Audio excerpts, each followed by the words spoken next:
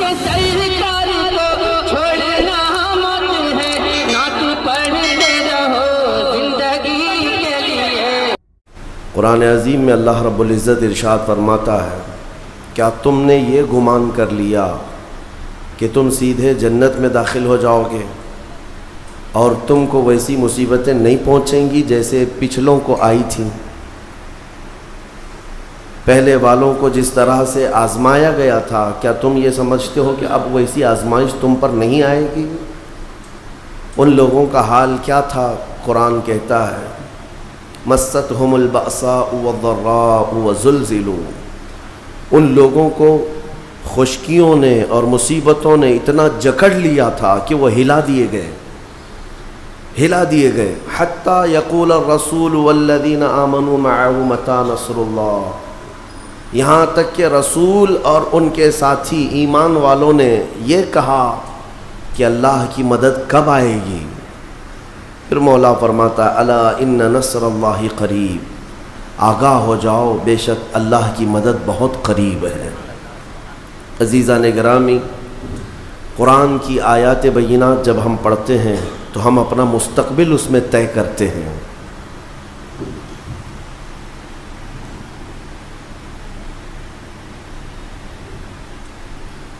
ہمارے لیے قرآن عظیم ماضی بھی بتاتا ہے، حال بھی ہے اور مستقبل بھی بتاتا ہے۔ سب سے بہتر طریقہ یہی ہے آج کے زمانے میں کہ ہم کرنٹ سچویشن پر، موجودہ حالات پر اپنا حل تلاش کریں، تو ادھر ادھر کی باتوں میں نہیں، اللہ کے کلام میں تلاش کریں، کیونکہ قرآن عظیم جب نازل ہوا میرے مصطفیٰ کریم صلی اللہ علیہ وسلم پر، تو صرف یہ مکہ والوں پر یا اس زمانے والوں پر نہیں، قیامت تک آنے والے مسلمانوں کے لیے نازل ہوا ہے۔ تو ظاہر سی بات ہے اگر وہ کتاب آج کے لیے بھی ہے تو آج کے مسائل کا بھی حل بتائے گی، کل کے لیے ہے تو کل کے مسائل کا بھی حل بتائے گی۔ لوگ آج جن حالات سے گزر رہے ہیں، حالات کسی سے مخفی نہیں ہیں، چھپے نہیں ہیں، سب جانتے ہیں۔ عزیزان گرامی اوقات، رمضان المبارک کا مقدس مہینہ ہے۔ عموماً ہوتا یہ ہے کہ تمام مومنین، بلکہ مسلمانوں میں کچھ اگر بے عمل ہیں یا آوارہ گردی کرتے بھی ہیں، ان لوگوں کو بھی دیکھا گیا کہ وہ رمضان میں سیدھے ہو جاتے ہیں۔ رمضان کا احترام کرتے ہوئے جھگڑے فسادات، مار پیٹ سے وہ خود بھی بچتے ہیں۔ یعنی اس طبقے کی بات میں کر رہا ہوں جو ہمارے جماعت کا بگڑا ہوا طبقہ ہے۔ ان نوجوانوں کو بھی ہم نے دیکھا ہے کہ رمضان المبارک میں وہ احترام سے اور ادب سے رہنے کی کوشش کرتے ہیں، بہت ساری چیزوں سے وہ اپنے آپ کو دور کرتے ہیں۔ لیکن اب جو رمضان ہم پر آیا ہوا ہے، پورے ہندوستان بھر میں جو فسادات کی آگ بھڑک اٹھی ہے، اور سارا الزام مسلمانوں پر ہے کہ یہ پتھراؤ کیا کرتے ہیں یا دوسروں کو چھیڑ چھاڑ کرتے ہیں۔ میرے عزیزو، یہ غیر معقول بات ہے، غیر منطقی بات ہے۔ کچھ لوگ دلی سے فساد کرنے کے لیے ایم پی تک آ جاتے ہیں، اور کچھ لوگ گجرات سے کرناٹک، ادھر سے ادھر سفر کر کے پہنچتے ہیں، تو بات صاف نظر آتی ہے کہ منصوبہ بندی کے ساتھ، پلاننگ کے ساتھ یہ حالات خراب کیے جا رہے ہیں۔ ان حالات میں اے مسلمانوں، آپ کس طرف جائیں گے؟ آپ کا حل کیا ہے؟ ظاہر سی بات ہے، اللہ نے قرآن عظیم میں فرمایا فَإِن تَنَازَعْتُمْ فِي شَيْءٍ فَرُدُّوهُ إِلَى اللَّهِ وَإِلَى الرَّسُولِ، اگر کسی چیز میں تمہیں الجھن ہو گئی تو اللہ اور اس کے رسول کی طرف لوٹاؤ، وہاں سے تمہیں حل مل جائے گا۔ اگر آپ سوال کریں کیا آج بھی، میں کہوں گا ہاں، آج بھی اور کل بھی اور 100 سال بعد بھی اگر تم اللہ کی کتاب کی طرف لوٹ آئے اور اپنا حل پوچھنے لگے کہ کیا حل ہے، تو یقیناً اللہ کی کتاب بتائے گی۔ میں تھوڑی دیر بعد عرض کرتا ہوں اس کے علاج کیا ہیں۔ پہلے تو میں یہ تاریخ بتا دوں کہ یہ ہمارے ساتھ نیا نہیں ہو رہا ہے، یہ نیا نہیں ہے، ستیزہ کار رہا ہے ازل سے تا امروز، شرار بو لہبی سے چراغ مصطفی۔ اقبال نے کہا ہے پہلے دن سے ہی یہ معرکہ آرائی چلتی رہی ہے ابو لہب کے شرارے اور مصطفیٰ کریم کے چراغوں کی. ہاں یہ پہلے دن سے چلتا آ رہا ہے، اور یہ تاریخ میں ایک دو نہیں بے شمار واقعات ملیں گے کہ دنیا کو تمہارے چہروں سے، تمہارے وجود سے، تمہارے گھروں سے نہیں بلکہ براہ راست اسلام سے انہیں تکلیف ہے. اسلام ہی اہم ان کے لیے ہے.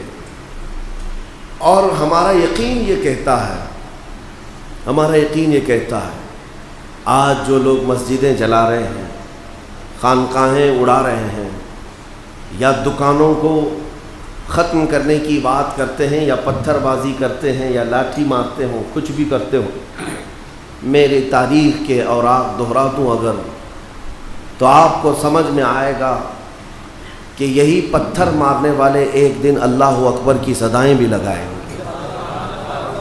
کیا طائف کا وہ واقعہ نہیں معلوم؟ جب میرے آقا صلی اللہ تعالیٰ علیہ وسلم طائف تشریف لے گئے تھے تو آپ کا پھولوں کی سیج پر استقبال نہیں کیا گیا تھا، آپ کا سواگت نہیں کیا گیا تھا. رسول کریم صلی اللہ تعالیٰ علیہ وسلم اپنے ایک صحابی حضرت زید کے ساتھ تنہا طائف گئے ہوئے ہیں. بات کیا تھی؟ صرف کہ طائف والوں کو اللہ کی طرف بلائیں. طائف والے پورے پری پلان، ایسا نہیں ہے کہ اچانک، منصوبہ بندی کے ساتھ چھتوں پر کھڑے رہے، اوباشوں کو کھڑا کیا. اور نبی مکرم صلی اللہ تعالیٰ علیہ وسلم طائف کی گلیوں میں جب آئے تو انہوں نے کانچ کے ٹکڑے پھینکے، نوکیلے پتھر پھینکے، اس قدر کہ تنہا رسول کریم صلی اللہ علیہ وسلم راستے میں ہیں اور ساتھ میں حضرت زید ہیں.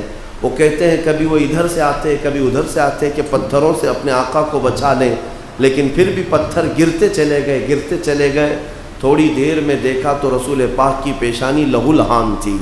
میرے آقا صلی اللہ تعالیٰ علیہ وسلم کی پیشانی اقدس سے خون بہتا رہا، اور حضور اکرم صلی اللہ علیہ وسلم چوراہے پر کھڑے رہے، پھر بھی بلاتے رہے کہ اے لوگو آؤ اس رب ذوالجلال کی طرف جس نے تمہیں پیدا کیا اور ہمیں پیدا کیا. دعوت کا سلسلہ ختم نہیں کیا، اس وقت تک پکارتے رہے یہاں تک کہ زخموں سے چور ہو کر رسول کریم صلی اللہ علیہ وسلم جب تھک گئے تو ایک پہاڑ کی اوٹ پر، ایک پہاڑ کے کنارے پناہ لینے کی غرض سے آپ تشریف لے گئے. وہاں بھی طائف کے ظالموں نے پہاڑ کے اوپر سے پتھر کو پھینکنے کی کوشش کی. بہت بڑا پتھر جس کو ہلا دیا جائے تو وہ ڈھلکتے ہوئے نیچے کو آئے اور حضور اکرم صلی اللہ علیہ وسلم پر گر جائے، لیکن فرشتوں نے اس پتھر کو روک لیا. حضرت زید فرماتے ہیں کہ رسول کریم صلی اللہ تعالیٰ علیہ وسلم جب تھک کر کے بیٹھے ہوئے تھے تو آپ کی نالین پاک میں نے نکالنا چاہا تو نالین خون سے جم چکی تھی، تلووں میں اتنا خون تھا کہ نالین پاک چپک گئی تھی. حضور اکرم صلی اللہ تعالیٰ علیہ وسلم کی نالین پاک نکال کر کے انہوں نے دھویا، چہرہ پاک کو صاف کیا. 3 دن تک طائف میں قیام کیا، کوئی خیریت پوچھنے والا نہیں تھا، کوئی آپ کی وہاں پر حمایت والا نہیں تھا. پھر بھی رسول کریم صلی اللہ علیہ وسلم جمے رہے.